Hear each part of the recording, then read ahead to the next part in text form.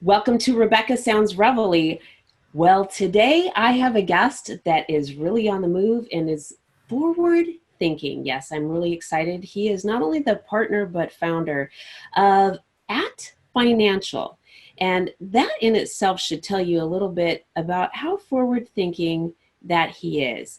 And he has made every effort to go a step beyond your typical advisory firm. And we've talked about finances in the past, but he utilizes this client-focused discovery in how he does his business. And I really value that, and I know that you're going to as well, because he utilizes discovery in this method with planning, implementing, and it's all aimed at creating tailored solutions directly to you.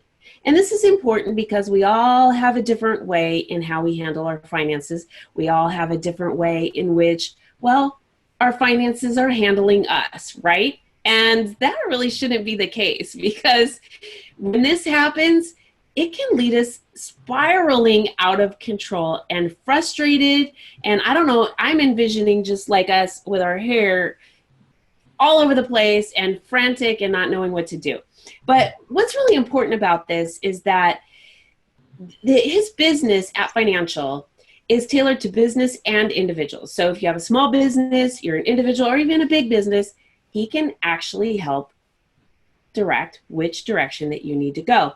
What's really interesting in this is that the solutions that are offered are practical and they are natural and holistic. Yes. This is a different way in responding to finances. And again, I know that we've talked about this before. I'm just so excited about talking to you about a customized, effective solution. And this is different. So my guest today, he has a really neat background because he's graduated from Hampton University.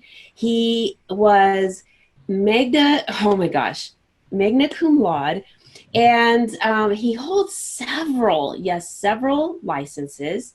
And again, co-founder.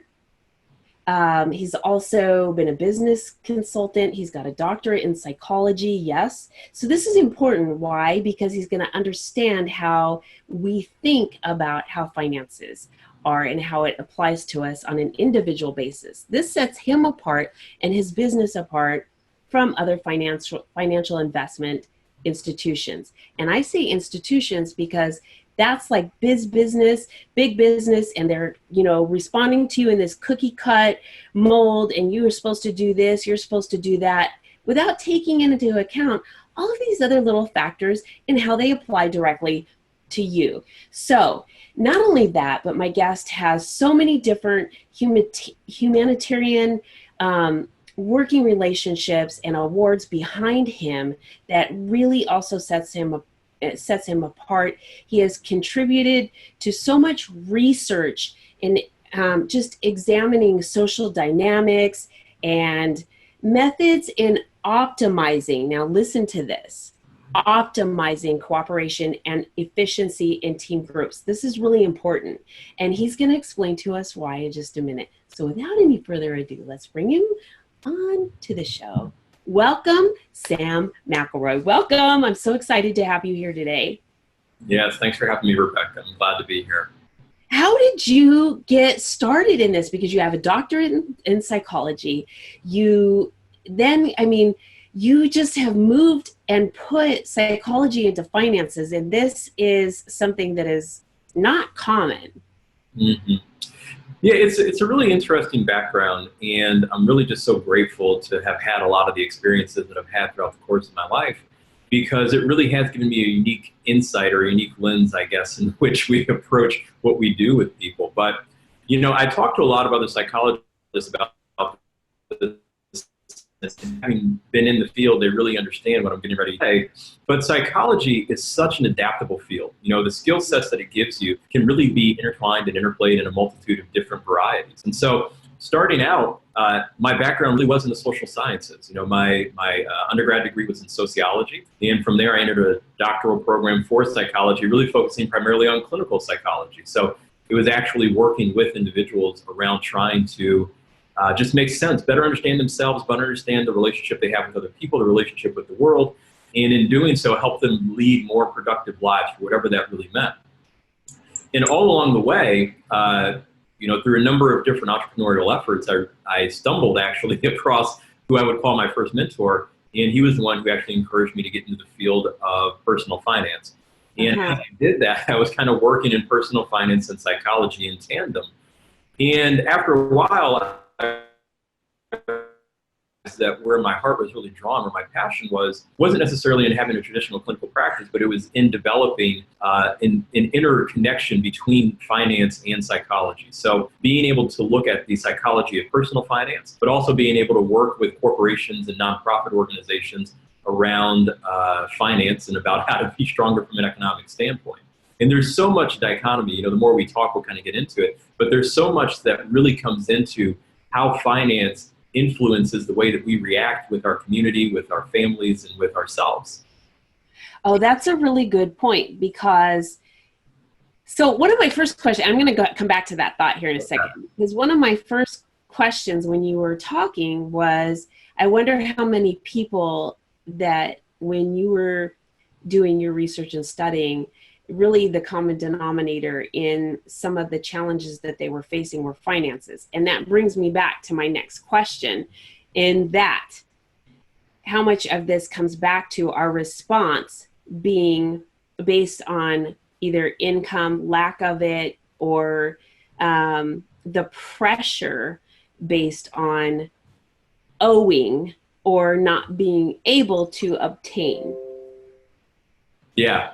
So here's something that's really interesting, and this kind of goes back to why we use a holistic model, and it's kind of abstract, so people don't always know what we mean when we talk about taking a holistic view or a client-centered approach, but here's basically what we mean.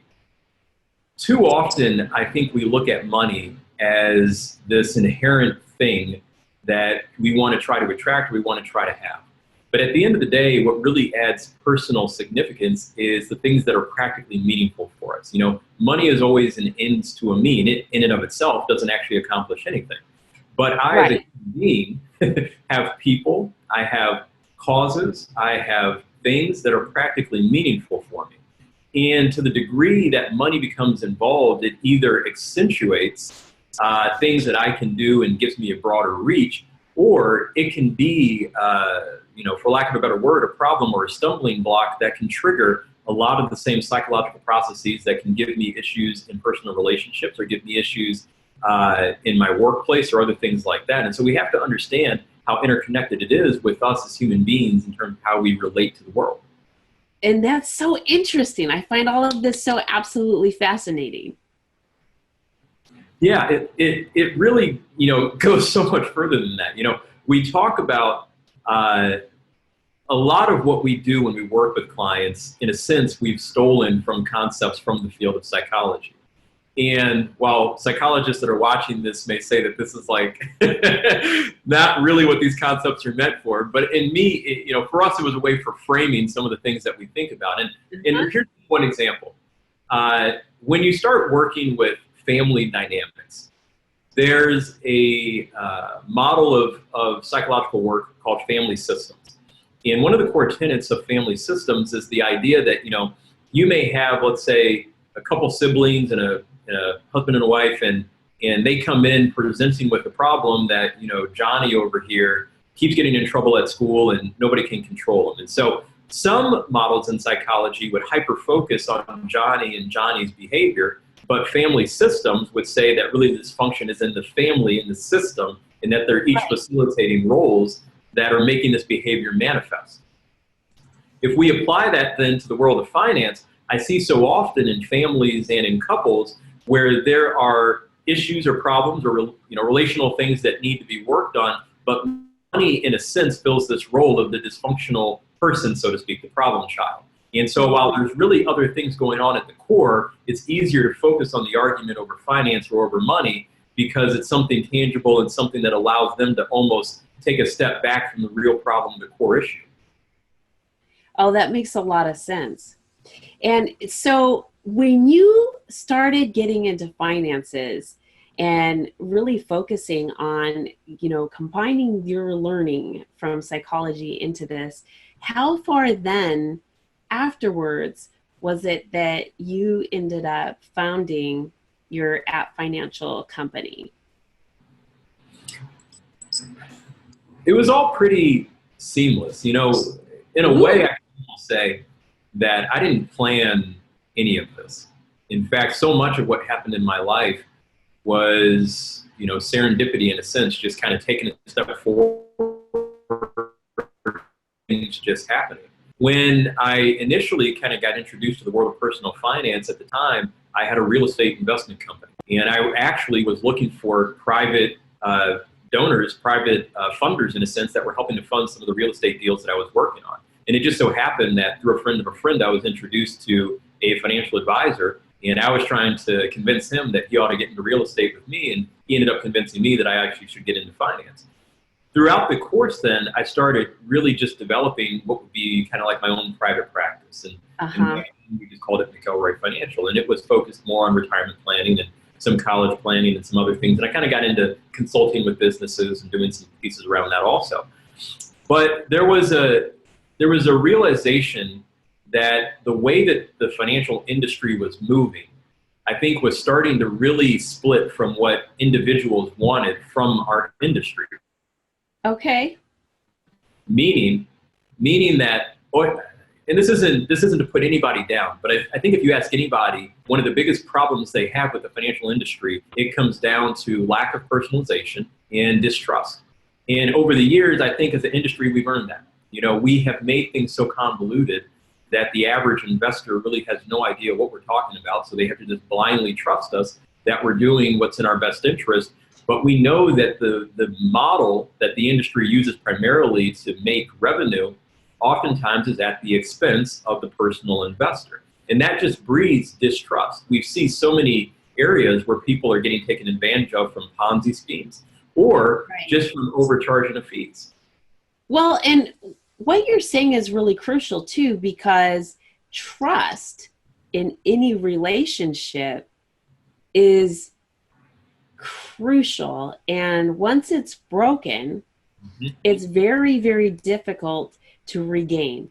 And so when a person goes from having a trust that has been broken in one relationship, moving to another relationship, it's difficult. So when you apply that in term with going from one financial relationship and then say moving to another financial advisor or firm, I mean, there's going to be a lot of apprehension and a lot of trust building footwork for the person that is taking on a new relationship with that person who's had the broken trust. So you're already into this. You know what needs to be done. You've developed a system of being able to work with a client on an individual basis and know these issues so that you can develop a good relationship with them, build a rapport, and work specifically on the things that they need. And I think that this is absolutely fascinating.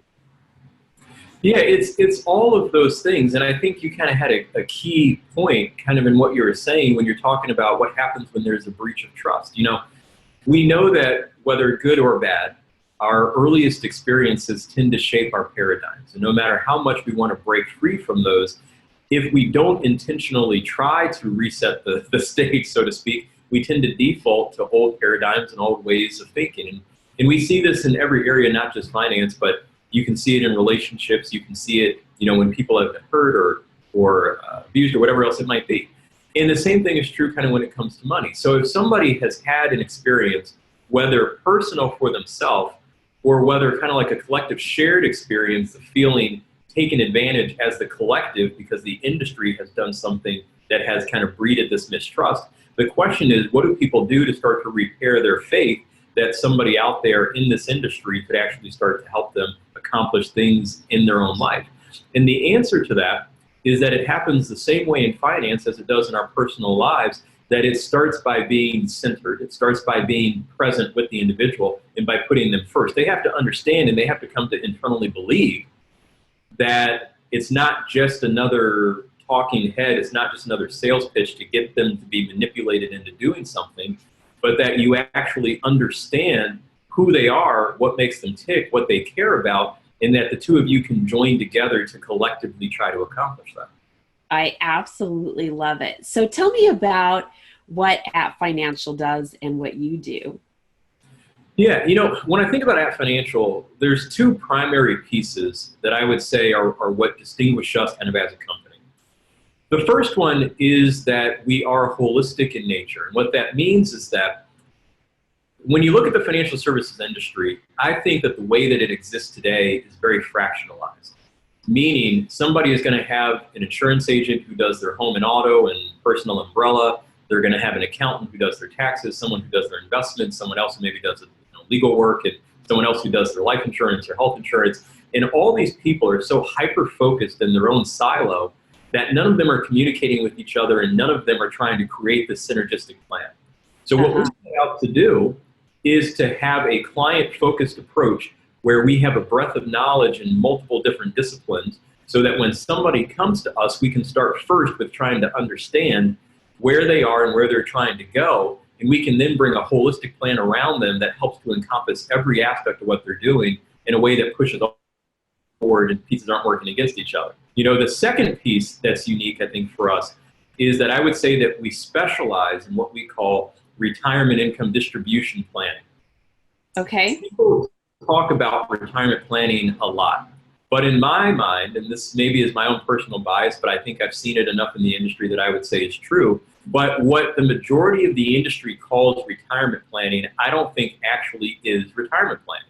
I think it literally is the same strategies they use when people are trying to accumulate wealth. They just recognize, well, now you're taking money out, but they haven't actually changed a different strategy or a different methodology in how they do it. Okay. So we developed a process called STRIDE, which stands for Strategically Tailored Retirement Income Distribution.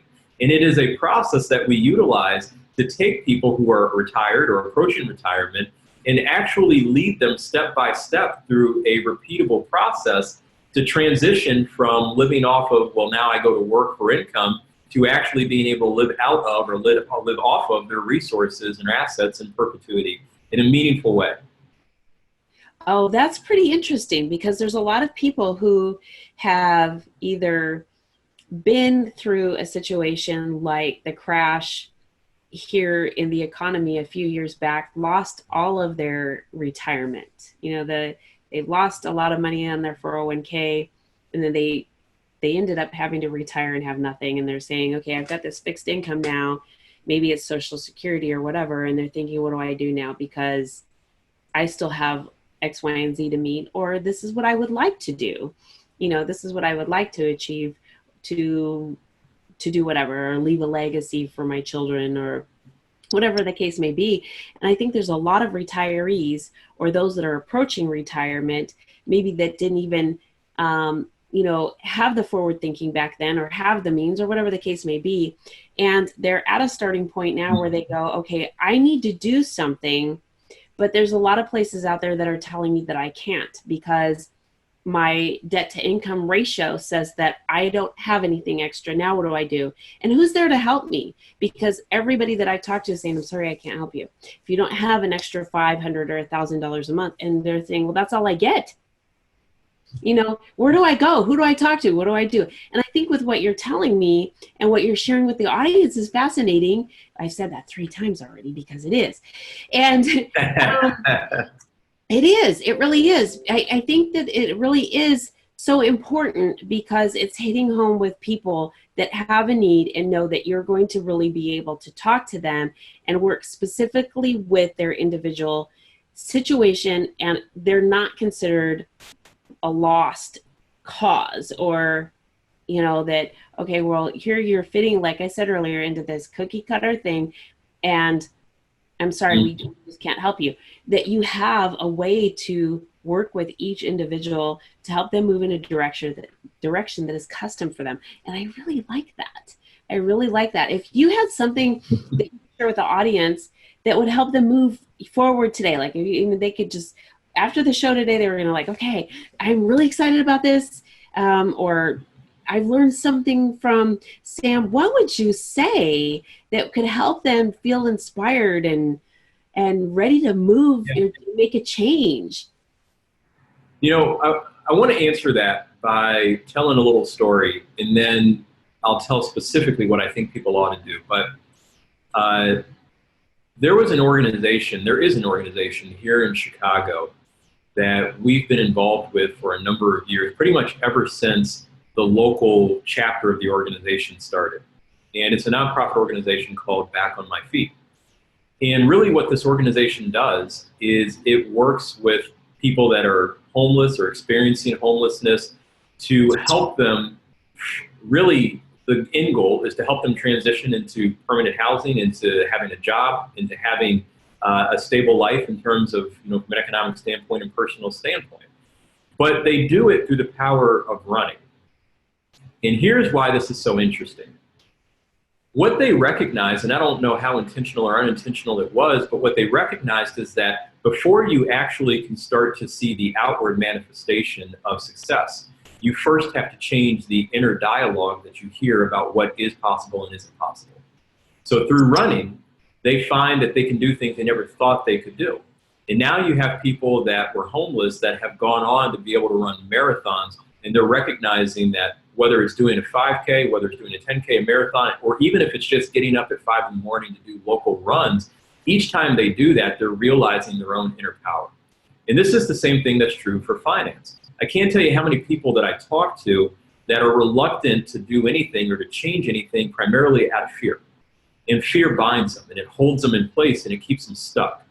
So the first thing, no matter what you think the situation looks like, that everybody really ought to do today, if they haven't done it yet, is you gotta first make the decision that you can change, that the situation can change. If it's good, it can go to great. If it's bad, it can go to good. And you do that by taking an assessment. So you gotta start first by making the internal decision that I'm going to do something. But second, you start by inventorying, where am I? So much about financial planning is really just about plotting a course. It's like navigation.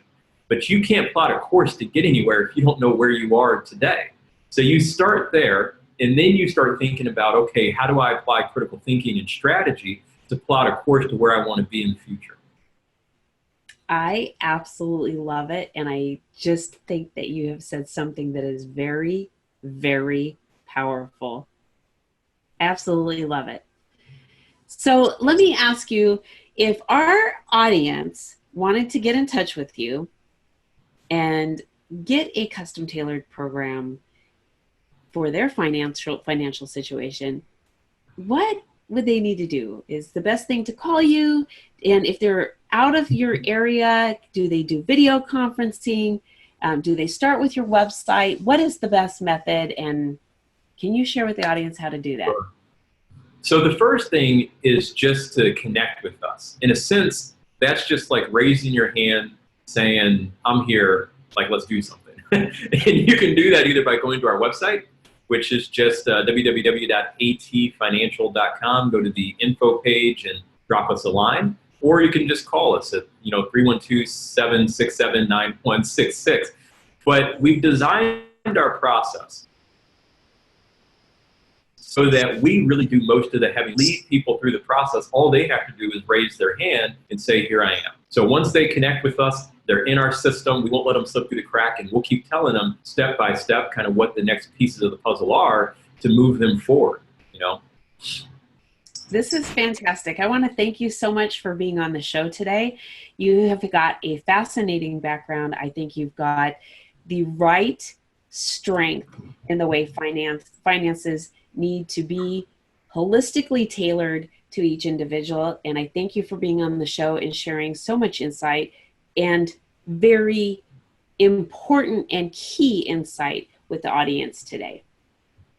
It's my pleasure. I've enjoyed kind of having an opportunity to talk with you about this and to help get this information out. So thank you. Thank you so much.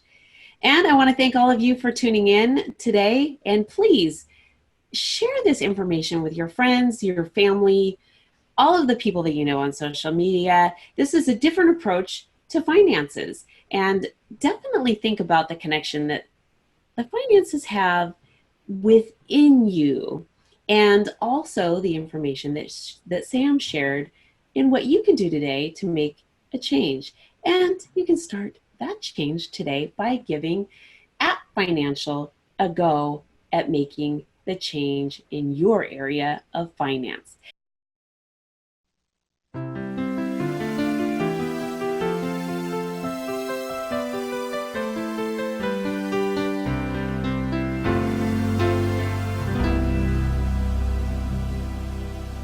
Welcome to Rebecca Sounds Reveille. What a show have I got for you today? I'm excited because guess what we have for you today? We have somebody who has really started to knock it out in the entertainment industry. And in fact, many of us start wondering from an early age, what am I going to do? Or we just start finding enjoyment in certain things. And this person from Atlanta has found some enjoyment in entertainment. In fact, he started discovering his passion while he was playing a guitar. Yep. And he started singing. And then as time went on, he started finding that acting and film production was something of interest as well. So boy, what a talent we have with us today, a musician and an actor. Yes, he's been credited with already 25 roles behind his name. In fact, you may have heard or known some of them. Yep, we've got one of them is called Reap It. Another is MacGyver. Yes, you may know that household names. But I'm talking about the current one, the most current 2016 MacGyver, and also Edge of Town. But not only that, he's had two completed films, which he may talk about and share with us. There's a couple that's already in post-production.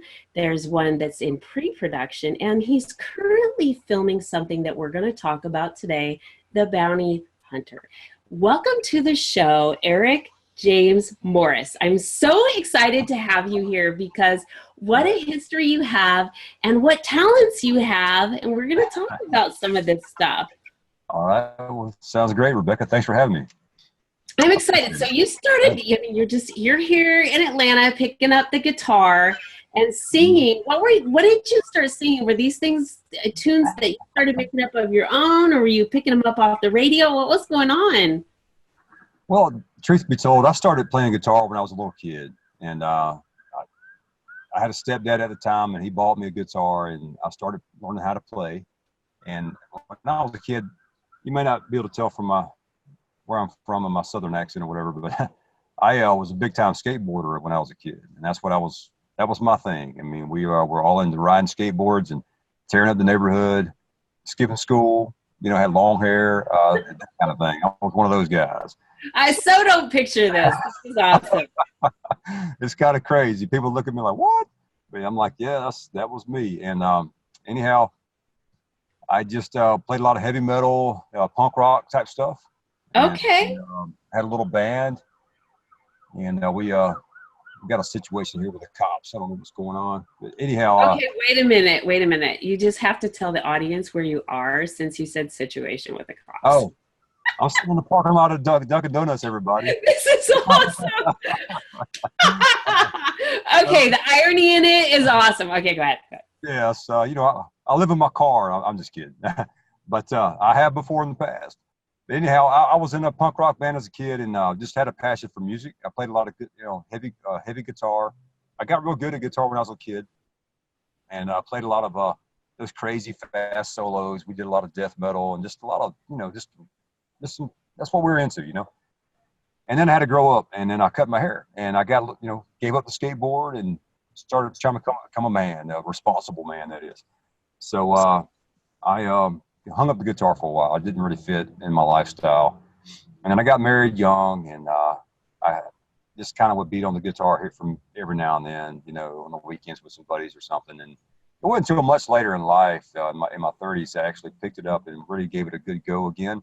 And I discovered a passion for my country music. I have roots that's kind of embedded from Nashville, and even from my father. He was a big musician as well when he was younger. My grandfather used to play up in Nashville, and they had this thing called the Midnight Jamboree, which is Ernest Tubb Midnight Radio. I think they still do it actually, oddly enough.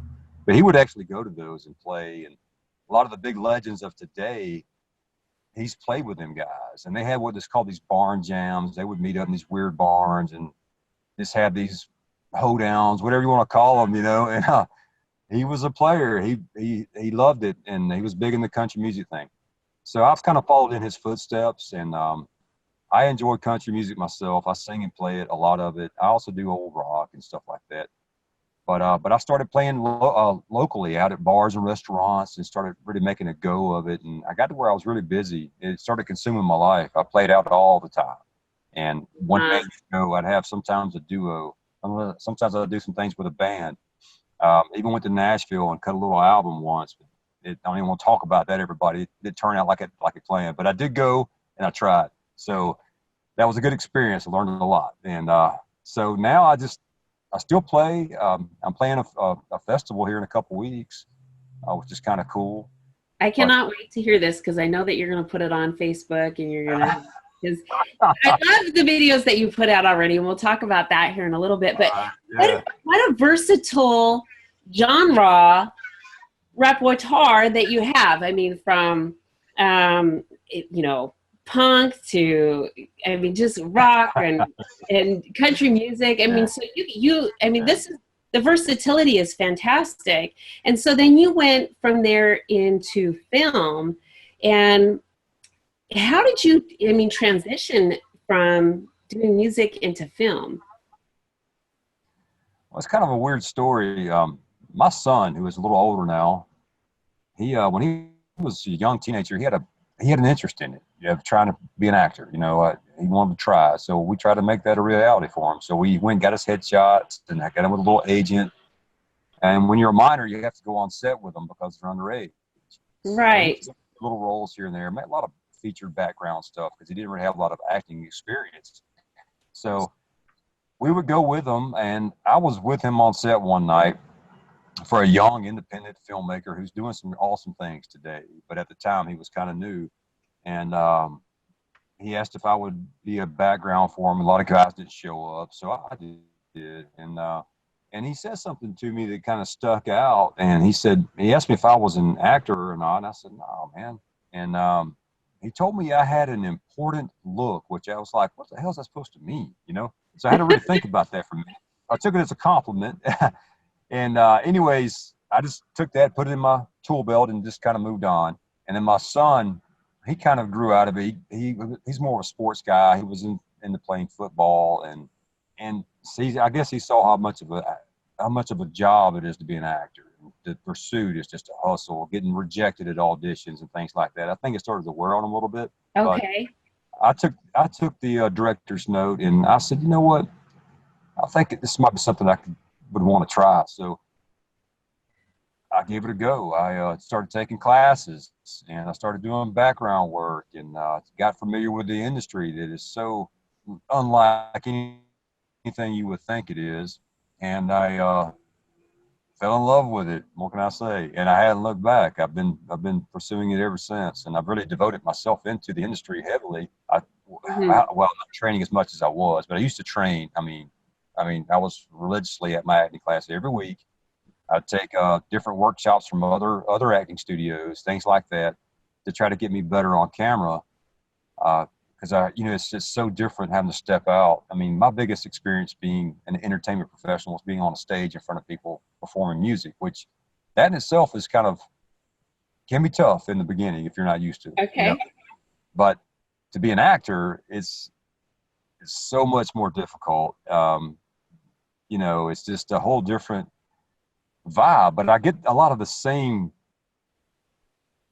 benefit from it for me as an artist. It gives me back what I'm looking for, and that's why I love it so much, and that's why I pursue it every day, because the industry is tough. It will beat you down if you let it, and a lot of people give up because of how hard it is, and it's just not what they thought. They don't see the results right away and all that kind of thing. You gotta invest in yourself, and I am a business owner too, so I get that. And as an actor, that's a business for me as well. So it's an investment, what I do, the time I spend, the classes, the money, everything that I spend into it, traveling out of state for hardly any money, to do a role. It's all part of the process, and I know that, and I accept it. But a Well, lot you of people mentioned don't know that.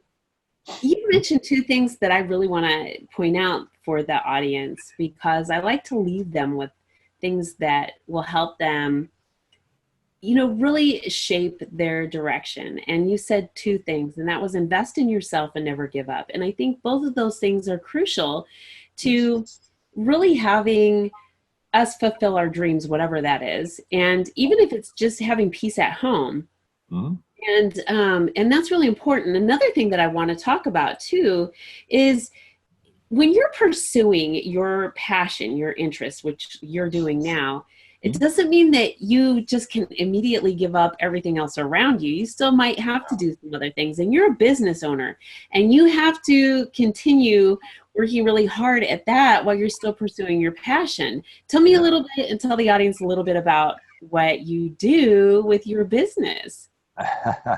Okay. Well, my company's called Morris Environmental.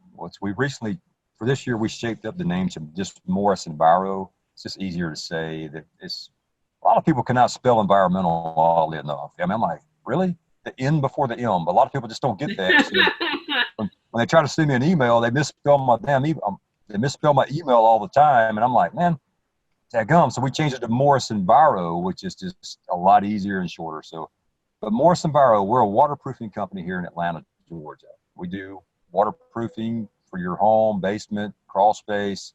We also do some mold remediation as well, kind of goes hand in hand with our process.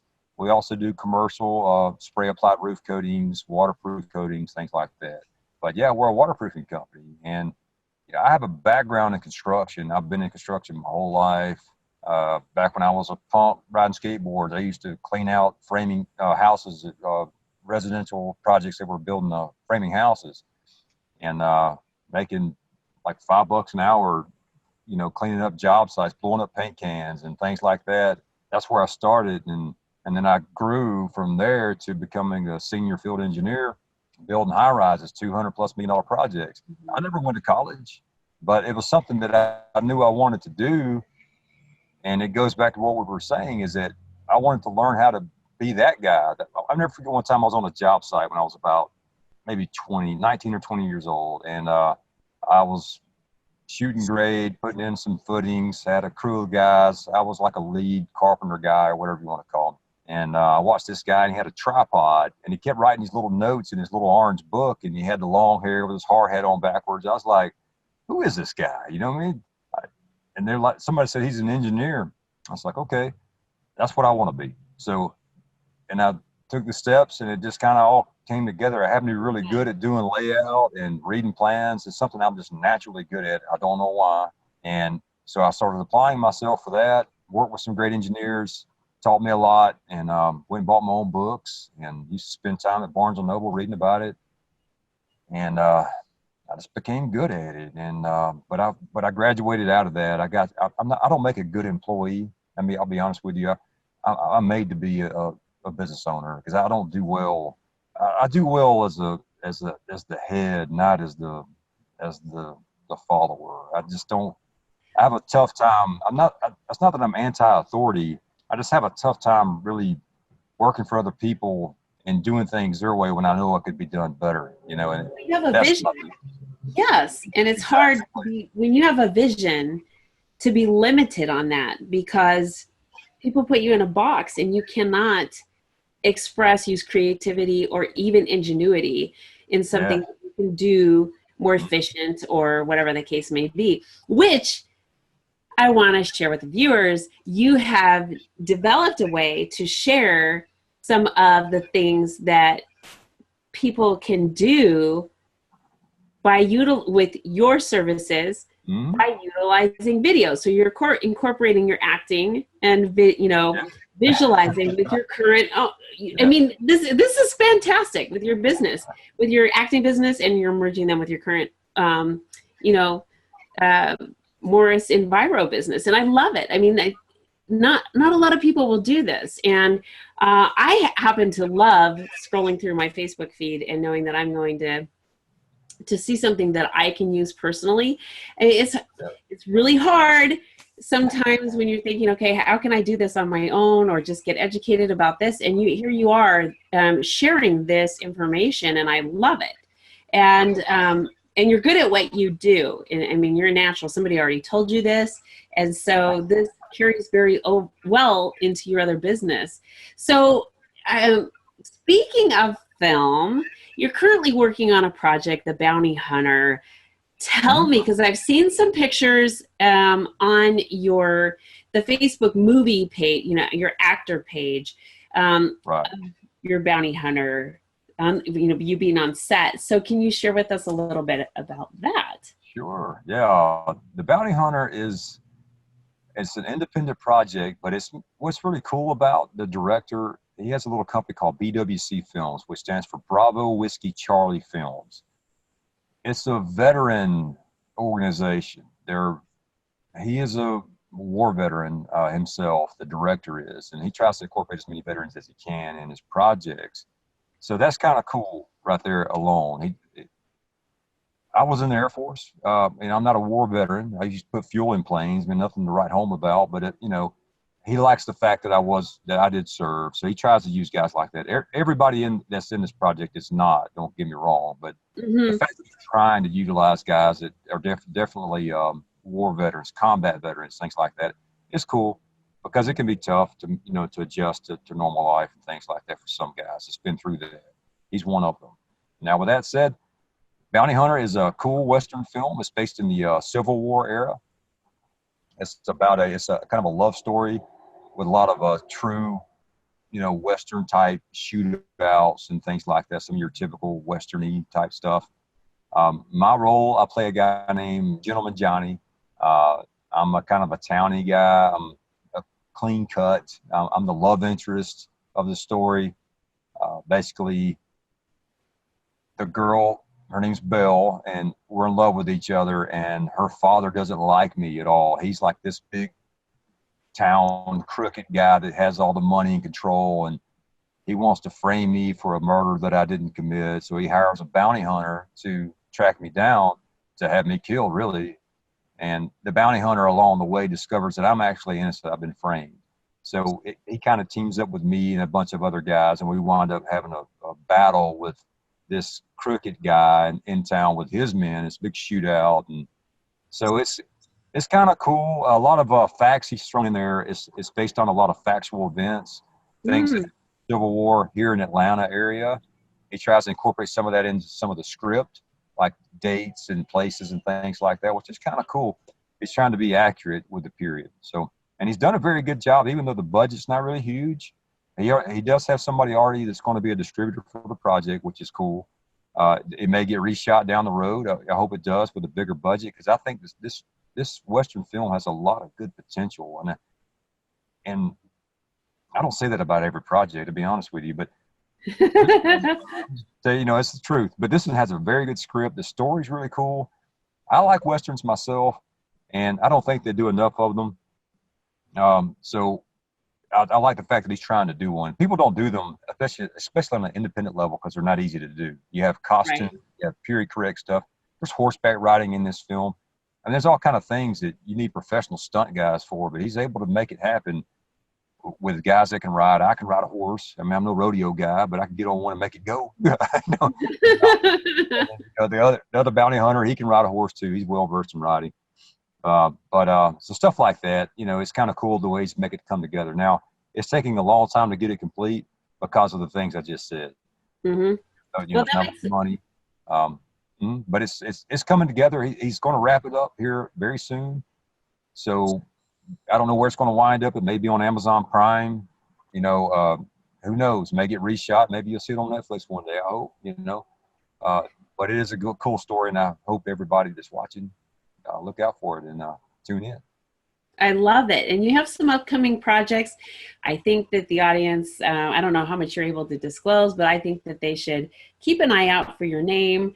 You will be having some episodes that are coming to TLB TV as well. You're going to have your own show here, and we're welcoming you to the family. We love what you're doing. I've got to tell you, we absolutely are just enthralled with so much about what you've got going on, and I can't wait for the audience to see more. And I just kind of want to leave a little mystery there, because the stuff that's coming down the pipe is going to be pretty exciting. So if the audience would like to connect with you, I have an article that accompanies the episode today, but I would also like for you to share with them how they can get in contact with you.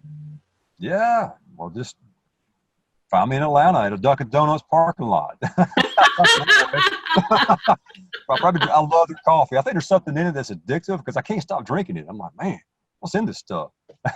Anyhow, I gotta tell you, that was just so classic. The sirens, the Dunkin Donuts. This was awesome. you know, it's just life in Atlanta. You know, it's just, I love the city. What can I say? Well, and me being a retired cop, I mean, it was just the whole thing. It was awesome. Well, on a serious note, I mean, you can find me on Facebook. You can catch me as a personal. Reach out to me. I still have a lot of friendship left. I don't accept everybody. You know, I don't like people that talk about politics. You know, things like that. You know, of course, any naked pictures and things like that, or you know, I get people, you know, all those crazy friends requests. So I really weed out people that sit me with friends requests. I'm not looking to hit the max as soon as possible. I want all my friends to mean something. So I really take my time with it. So if you feel like you're one of them people, feel free to reach out to me. It's Erik Morris, and the number 2 is my personal profile. Of course, you can hit my professional page. It's Erik James Morris, the complete name. You can find me on Instagram. It's Erik James Morris, all one word. Also, check out my IMDb page. It's Erik James Morris. That's my stage name. That is my full name as well. So if you look for me, want to keep up with me, always be sure and Google Erik James Morris, because there is another guy in Los Angeles named Eric Morris, who is a pretty famous heavy hitter acting coach. So that's not me. So look for Erik James Morris and you'll find me. So, but outside of that, that's the best way to reach out to me. And I would love all of you guys to reach out to me and keep up with what I'm doing, because I'm working on things and trying to make it happen. So I appreciate any support and any fans that I can find along the way. Well, I appreciate you taking your time to be with us today. So thank you very, very much. Oh yeah, thanks for having me, Rebecca. This is awesome. I can't wait to work with you on our instructional series coming up. So I know. Yeah. I'm really excited about that. And I want to thank all of you for tuning in to Rebecca Sounds Reveille. As always, I'm going to ask that you share this with your friends, family, get it all over social media, and definitely check out Erik James Morris. He's got a lot of stuff that he has to share with you, and a lot of stuff that's coming that you're going to want to check out. Do remember a couple things that he shared with you today too. Invest in yourself. Really, really important. And I just can't share that enough. Invest in yourself. I think that's going to be the key phrase for today.